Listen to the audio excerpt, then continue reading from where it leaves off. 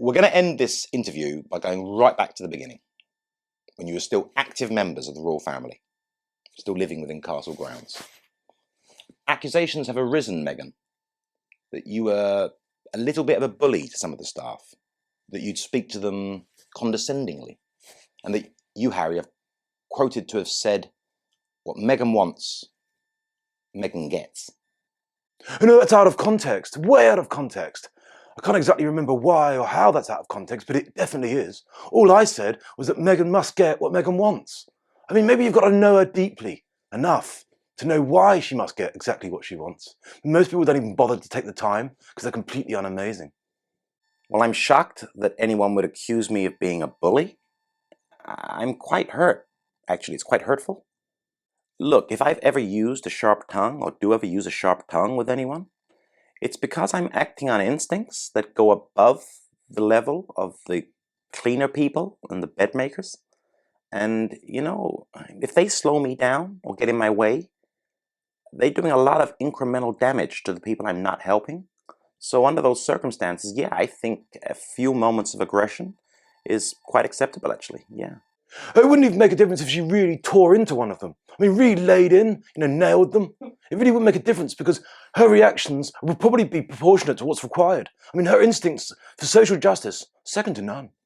Oh, so it's quite acceptable to be aggressive if it's for a larger, overarching cause that the troglodytes below you can't see? I mean, it's a lot of responsibility. I mean, I've lost a lot, right? I've suffered. You're safe here, Meghan. I mean, I see problems and incidences of bigotry everywhere. I mean, even in places where there clearly aren't any, I still see them. I mean, do you know what it's like living that life? Do you know what that's like? Do you know how hard that is? A soul so sensitive that you can see problems that aren't even there. And the riffraff of the palace gave you back chat. I know. Can you believe it? Hardly, Harry. See, Meghan's a big problem solver, not the little ones. I mean, she actually solves the problem of hatred and intolerance around the world by showing love on the world stage. Like the overtly ostentatious and over-the-top displays on camera when greeting children or sycophantic fans. Exactly. And then the people, the petty people, they want to nitpick about the way Meghan actually treats the weaker people around her, which she treats amazingly, actually. But she could treat them like horse manure. It wouldn't make a difference. It'd be for a bigger bloody purpose. Oh, sorry, I got a bit emotional there and I swore. I do apologise.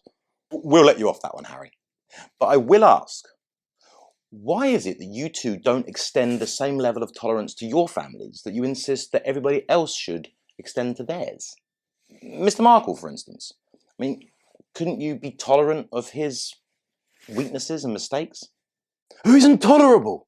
Yeah, but it's slightly different when you've got the weight of responsibility on your shoulders that I have. I mean, if people disturb me, then the fixing of the world stops happening.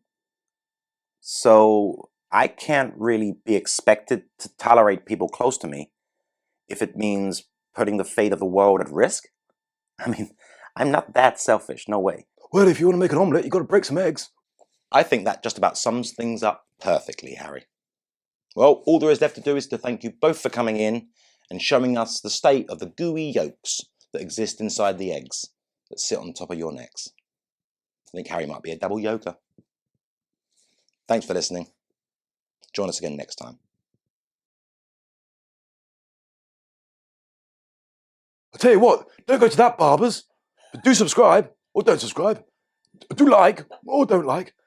Make sure you hit the notification button, unless you don't. Thanks.